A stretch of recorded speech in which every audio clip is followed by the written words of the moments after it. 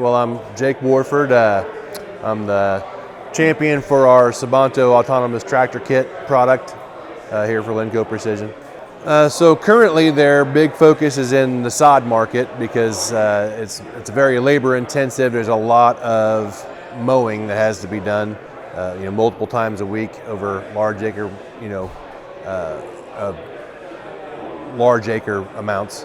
So that's where they've been focused lately, but I think there are a lot of more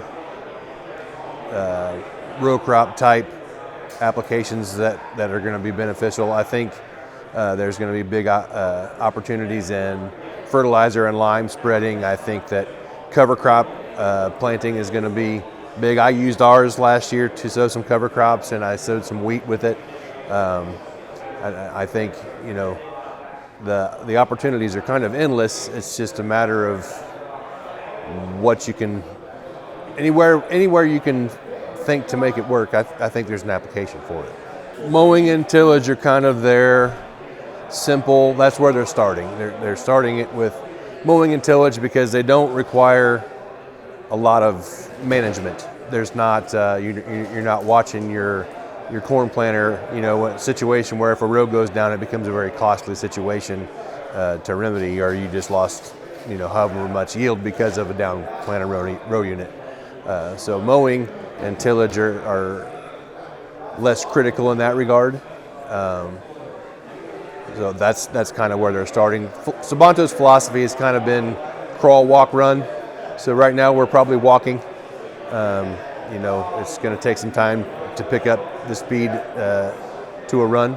If someone's just sitting in a seat running auto steer all day, playing on their phone, their benefit is stifled. You could use that person in a lot more beneficial capacity to your operation, or you could cover more acres because one person can run 4 or 5 machines, and all they have to do is tender seed to these cover crop, seeders, as opposed to one person sitting in one seat and they're tendering themselves, and you can be a lot more effective with one person's time in that way.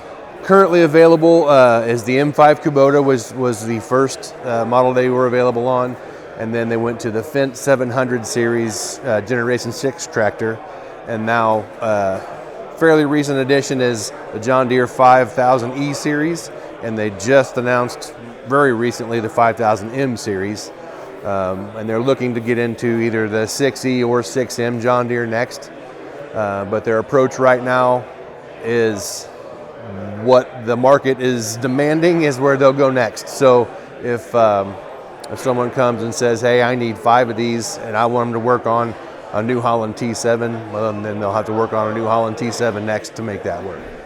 I think the adoption rate is going to be, so you had a lot of resistance, I think, to auto steer early on, but I think that the jump is a lot shorter to go from where we're already at to where we're going.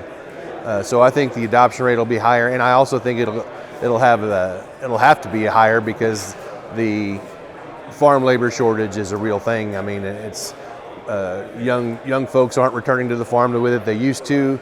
Farmers can't find people who want to do the job, or a lot of times they can't afford to pay somebody to do the job. So, when you can mechanically replace someone who's sitting in a seat and allow one person to manage multiple pieces of equipment from a remote location while they're doing other things, you really solve that issue.